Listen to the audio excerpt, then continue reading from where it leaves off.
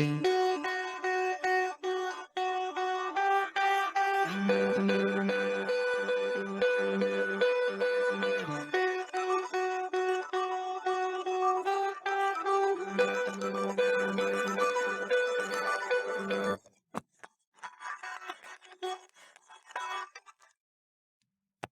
everyone. I'm Angela Acosta. I am a portrait photographer, and I celebrate the power of women and the beauty of their stories. This is a talk series called Diana Prince Lives Next Door. Through this series, I want to celebrate the women whose contributions make the world a better place. Here you will find inspiration, shared stories, interviews, and you may even learn something from a remarkable woman. Today, my first guest is Karla Peralta.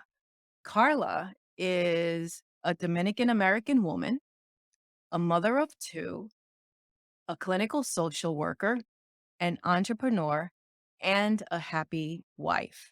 Karla, welcome. Welcome. Thank you for joining me. I'm so glad you agreed to be my first guest because the topics that we chose today, the first one especially, it is just something that women struggle with. We are caregivers to a fault, and we have trouble balancing all that out. And I know for one, I have this guilt complex because I am one of those people that I can be a workaholic. I can bulldoze through projects. And as a business owner who is building right now, I can go weeks with just trekking along and trying to get stuff done. When I get the phone call from my mother and she wants to know if I'm breathing, that's my signal that I haven't done a good job at balancing work and family. I haven't checked in with them. So I have worked into my schedule, no different than what I do for networking or anything like that, is that time for them. Have dinner with them, have coffee with them, check in with my parents.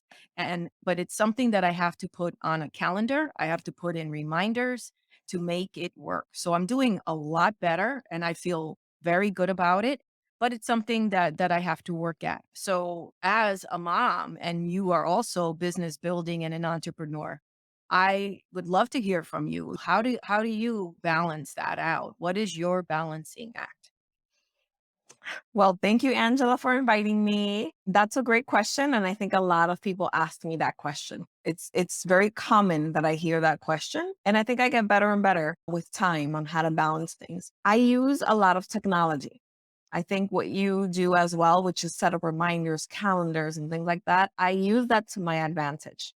So, for example, on your phone, you can put go to church, right? And then just repeat every week. And now every Sunday it shows up. You're like, yeah, tomorrow I have to go to church, right?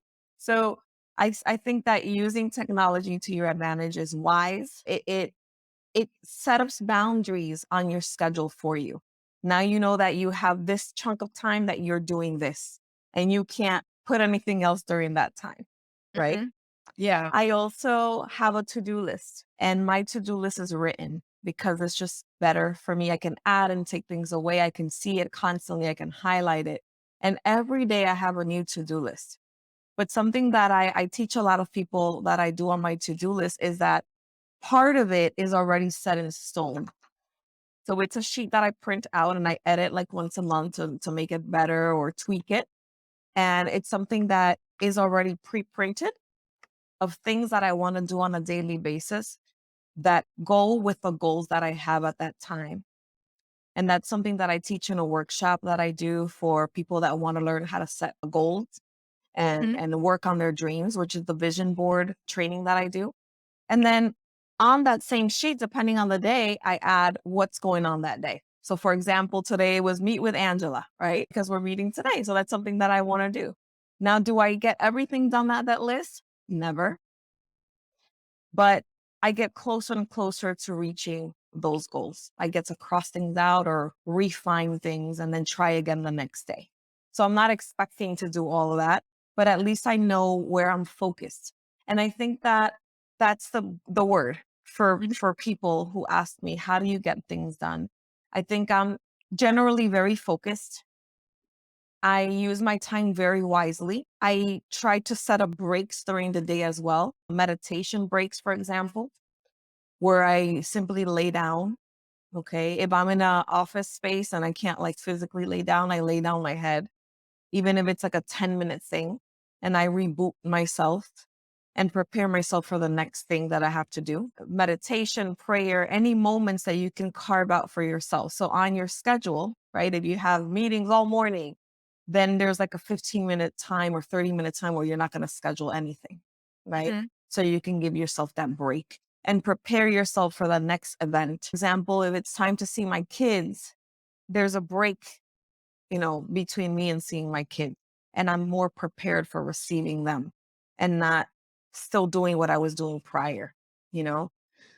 So, technology, to-do list, being conscious of what you do better at what times. For example, I work out in the morning.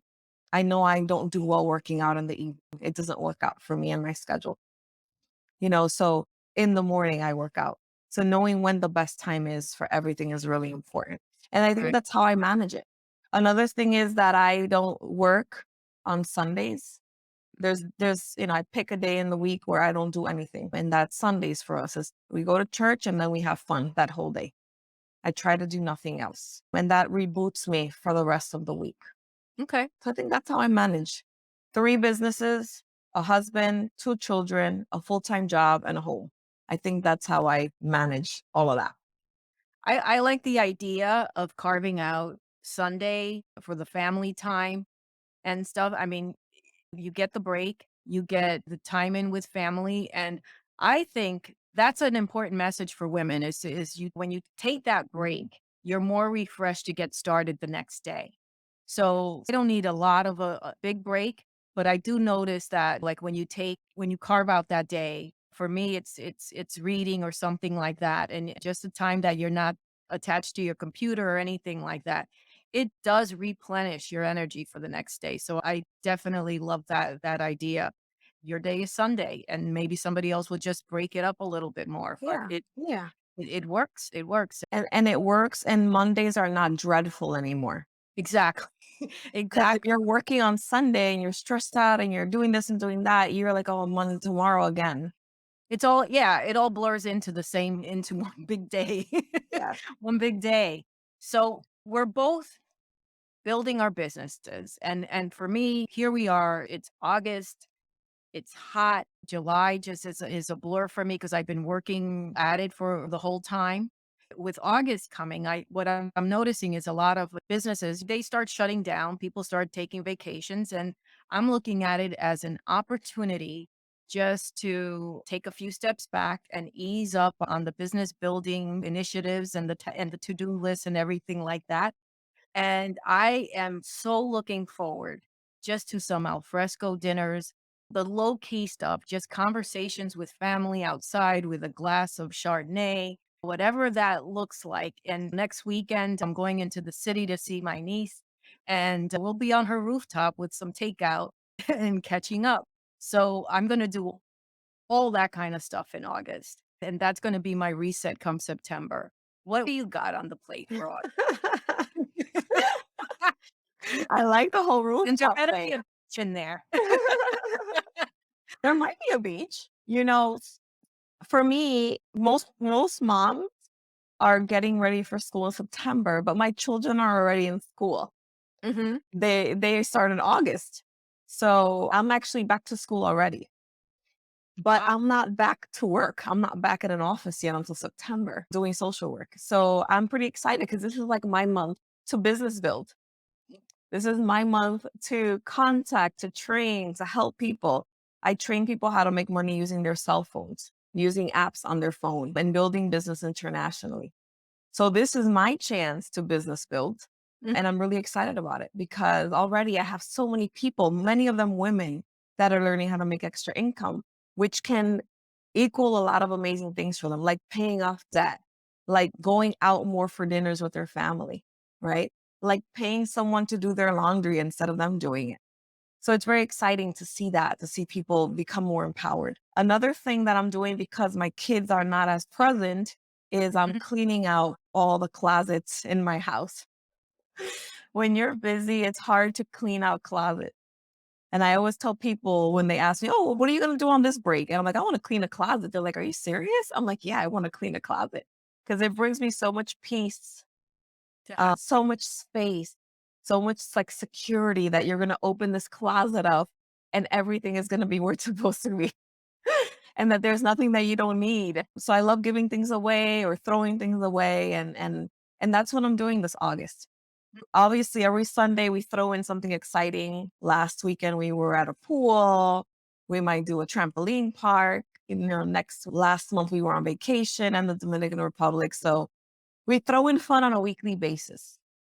night. I make sure of that, and sometimes on a daily basis. But every Sunday we try to plan something exciting, and that keeps me motivated for the next week.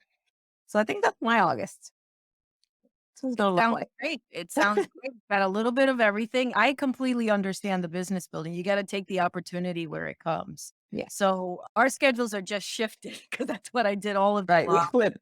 So so we just flipped it, but maybe we'll find some time to chat there in Yeah. August. I wanna segue into a whole different topic because I wanna know about you. I wanna get a little background about you. What was your best decade? And you can define that any way you want. What was your best decade? The 80s, 90s, the 2010s, whatever it is, and why? So I have 2 answers for that. The best decade would probably be the '80s. I was born in '82. I'm 40 years old. The '80s because I had nothing to do. My job was to eat candy, chips, and play video games. That's all I did really. There was like nothing else. Go to the park, do my homework, and play and eat. Eat whatever I wanted because I didn't Somebody else know. was in charge of the bills, right? Yeah, Somebody else somebody else started the bill. putting food on the table. Care I had no concept of cholesterol or cellulite, wrinkles, sun damage. I didn't care about any of that. how I much had so no gold. huh? How much soda did you drink? And you're still here, right? Yeah, I'm still here. Oh, how many Vienna weenies I ate and hot dogs and french fries and McDonald's? A lot, Oh, a lot. I man. don't know how I'm alive because now I eat any of that and I'm like dying. My stomach can't even process it anymore. But that was the time where under 10 years old, you're just like, oh, anything goes. Carefree. Yeah, carefree, and that's exciting to me to go back and imagine that there was a point in my life where I cared about nothing. Like, it was amazing. Like, it's amazing to be like, "Wow, one day I didn't care, because now I care," you know? I have a to-do list every day of my life, except Sundays. Sundays, it's like 2 things, Yeah. but that's a fun time to look back at. But then as you grow older, in my case, as life happens, as you hear a lot of stories, as you lose people, as a clinical social worker, you provide people with therapy consistently and you hear story after story after story after story, you start to realize, wait a minute, my favorite decade is today. Today. It's not even a decade. It's this 24-hour day is the best day of my life because it's all I have. And I don't know what I can do, what I can create today, how I can change somebody's life today, how I can impact something or someone today, and how I can take advantage of these moments that I have. So nowadays, I enjoy every day, and every day is great. I've even learned to enjoy the bad things, right? Because there's always something good to see in a bad situation. There's always something positive. Mhm. So I think that's changed in my life now, and I enjoyed high school. I loved it. I enjoyed college. I enjoyed my master's degree program. I enjoyed my first decade of work. I really, there's always something to go back to and say, wow, that was fun. That was exciting because there was always something cool happening in my life. And it's all part of who I am now. So I'm thankful for those moments. So that's a tricky question and answer. That's the fun That's one and the intellectual one. the carefreeness, the today. I am there with you on the today, and I'm definitely thankful that you chose to spend some time with me today because it is important. I for one cannot say that the 80s were my best. In the 80s, oh my god. Oh my god. I would say in my 20s, I was a ball of putty, and thankfully nothing permanent happened to me while it was in the 80s because I think I would have been married to the wrong guy, had 5 kids or something like that. My best decade was the 90s. And the reason I look at that decade for me, it was when my transformation started just coming into fruition. I was finishing my bachelor's degree. It took me a long time to get through it. It was one of my biggest goals. I went to classes at night, and it was one of those times where I can actually feel that that education was now just seeping in. My confidence was better. I was just putting things in place at that time, making decisions very differently than those decisions that I made in my 20s because I was a car wreck in my 20s. It's not no joke. It was just like, my God, like when I look back at that child, I want to talk to her. Like, come here. Advice. Yeah, come here. I want to slap her. Little. But in my 90s, I just started, making different decisions, and it started to just all come into place. I purchased my first house. I wanted a better life, and my confidence was building because of it. I was just fixing everything. And I was fucking hot too at the time.